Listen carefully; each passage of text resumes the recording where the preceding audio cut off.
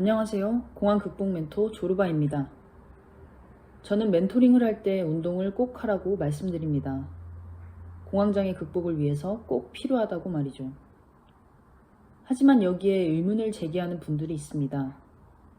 가뜩이나 움직일 힘도 없고 밖에 나가는 것조차 두려운데 어떻게 운동을 할 수 있냐고 말이죠.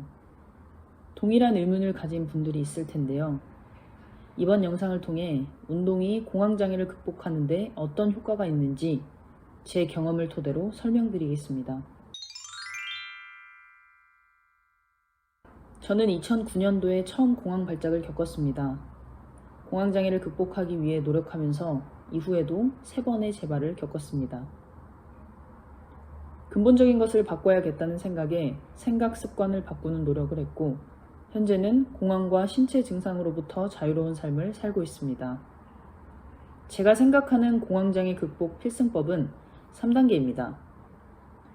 공황장애와 극복 방법에 대해서 알고 열정적으로 노력하고 포기하지 않고 끝까지 해낸다. 바로 인식, 행동, 의지 이 3단계인데요. 3단계 필승법은 다음 편에서 자세히 다루겠습니다. 저는 오늘 2단계인 행동에 해당하는 것 중에 운동이 가장 중요하다는 이야기를 하려고 합니다. 우리의 몸과 마음은 연결되어 있다. 건강한 신체에 건강한 정신이 깃든다. 살면서 한 번쯤은 들어보셨을 겁니다. 우리는 육체적이면서도 정신적인 존재입니다. 공황장애도 결국 마음의 병이 신체 증상으로 발현되어 나타나는 것이죠. 그렇기에 육체를 건강하게 하는 것이 마음을 건강하게 하는 것과 큰 연관이 있습니다. 최근에 아는 분의 이야기를 들었습니다. 자신이 산후 우울증에 걸려서 병원을 찾았었다고 말이죠. 의사는 독특한 처방을 내렸다고 합니다. 오늘부터 한 달 동안 하루에 30분씩 꾸준히 걸으세요. 그리고 그 이후에도 우울하다면 다시 저를 찾아오세요. 그분은 한 달 동안 걸었습니다. 날씨가 좋지 않아도 하루도 거르지 않았습니다. 의사와의 약속이 유일한 희망이었기 때문이죠. 컨디션이 좋으면 조금 더 걷기도 했습니다. 동네 친구를 만나 함께 걷기도 했습니다. 그리고 한 달 후 그녀는 어떻게 되었을까요? 다시 병원을 찾았을까요? 그분은 병원을 찾지 않았습니다. 그리고 지금도 여전히 시간을 내어 꾸준히 걷고 있습니다. 운동과 마음의 상관관계를 알아버렸기 때문이죠. 아마 이런 종류의 이야기를 많이 들어보셨을 것입니다. TV에서도 운동을 통해 마음의 병으로부터 자유로워졌다는 사람들의 이야기를 흔히 접할 수 있죠. 이는 과학적으로도 입증되고 있습니다. 우리의 뇌에는 BDNF라고 하는 뇌 유래 신경 영양인자가 있습니다. 이 신경물질은 해마와 관련되어 작용합니다. 해마는 기억력과 감정 조절의 기능을 한다고 합니다. 마음의 병을 가진 사람의 뇌를 연구해보니 BNDF의 양이 줄고 해마의 크기도 감소했다고 합니다. 그래서 감정 조절의 어려움을 겪고 있는 것이죠. 2019년 발표한 논문 내용에 따르면 BNDF 상승의 강력 유발 요인은 유산소 운동이라고 합니다. 유산소 운동은 아드레날린과 도파민을 높여주어서 BDNF를 상승시키고 해마의 크기도 증가시켜줍니다. 긍정적이고 생산적인 감정 컨트롤이 가능해지는 것이죠. 따라서 공황장애 극복을 위해서 유산소 운동은 필수적입니다. 유산소 운동을 통해 제가 느꼈던 경험을 말씀드리겠습니다. 첫 번째, 신체 증상의 빠른 호전입니다.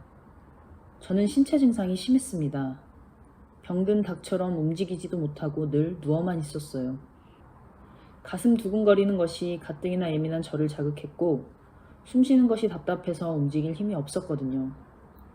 하지만 이렇게 살다가 죽을 수는 없다는 다짐을 한 뒤로 무작정 나가서 아파트 단지를 걷고 또 걸었습니다.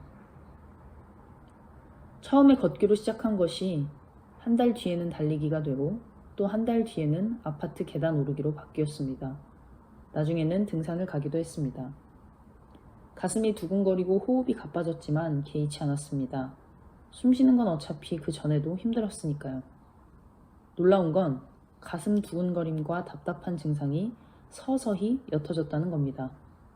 나중에는 증상을 의식하지 못할 정도가 되었습니다. 신체 증상에서 벗어나는 것에 운동보다 좋은 것은 없다는 확신을 저는 했습니다.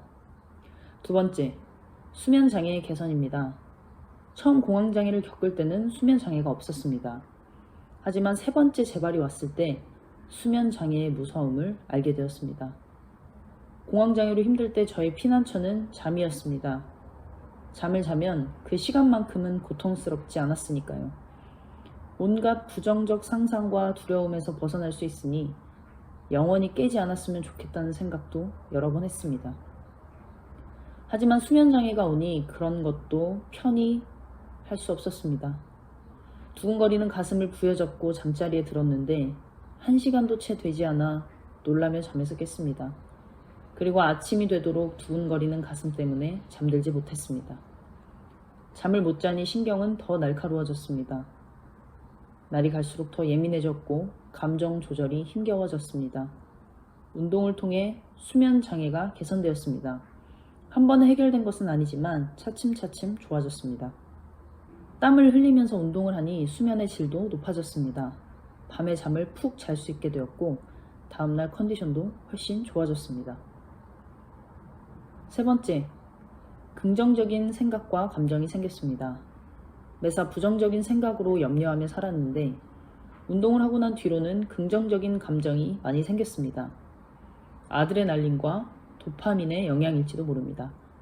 무엇보다 오늘도 해냈다는 성취감이 좋았습니다. 힘들지만 그럼에도 불구하고 밖으로 나갔다는 것, 나는 포기하지 않고 꾸준히 할 수 있는 사람이라는 것, 그런 생각들이 저를 위로했고 응원해줬습니다. 이런 감정과 태도를 토대로 생각 습관을 바꿔나가는 힘을 얻었습니다. 그러니 저에게 공황장애 극복에 가장 중요한 것이 무엇이냐고 묻는다면 저는 망설임 없이 운동이라고 대답할 것입니다.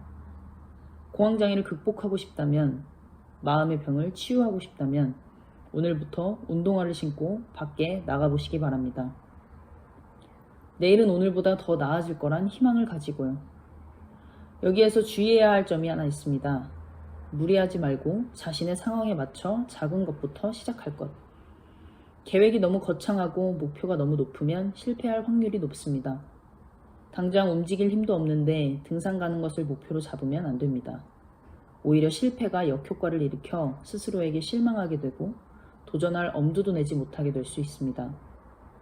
조급함을 내려놓고 작은 것부터 시작하세요. 중요한 것은 꾸준히 지속하는 것입니다. 밖에 나가서 5분 산책하는 것부터 시작해도 좋습니다. 우선 시작하면 방법이 보일 것입니다.